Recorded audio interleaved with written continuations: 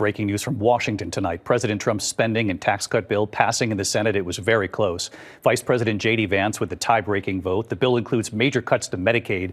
More than 11 million Americans could lose their health insurance. It includes roughly $4 trillion in tax cuts benefiting the wealthy.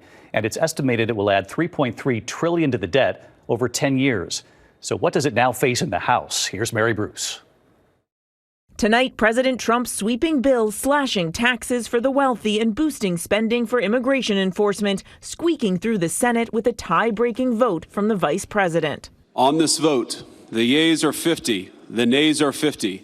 The Senate being evenly divided, the vice president votes in the affirmative. The bill as amended is passed. The bill features roughly $4 trillion in tax cuts, mostly for the wealthiest Americans. That will spur economic growth and more jobs and opportunities for American workers. It also fulfills the president's campaign promise to eliminate taxes on tips and overtime. And it includes deep cuts to Medicaid, which the nonpartisan Congressional Budget Office says will cause 11.8 million Americans to lose their health insurance over the next decade. The American people will not forget the betrayal that took place today. 3 Republican senators voting no: Susan Collins of Maine, Tom Tillis of North Carolina, and Rand Paul of Kentucky. Lisa Murkowski of Alaska delivering the deciding yes vote after negotiating an Alaska exception for some cuts to food stamps. She called her decision agonizing. Senator Paul said that your vote was a bailout for Alaska at the expense of the rest of the country. That's what Senator Paul said. I said it was easy.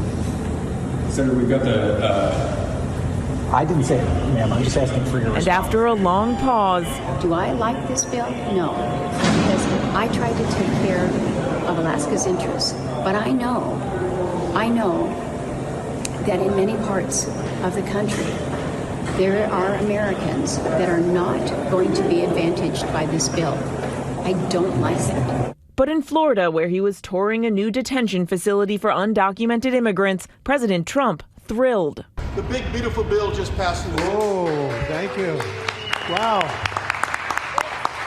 Thank you.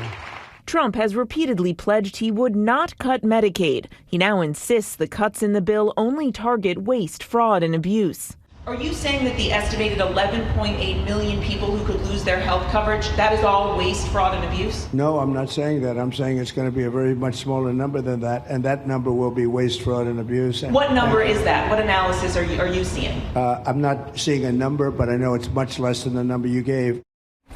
And David, the president is also lashing out at Elon Musk, who's criticized the bill, which would eliminate the $7,500 tax credit for electric vehicles, which has benefited Tesla.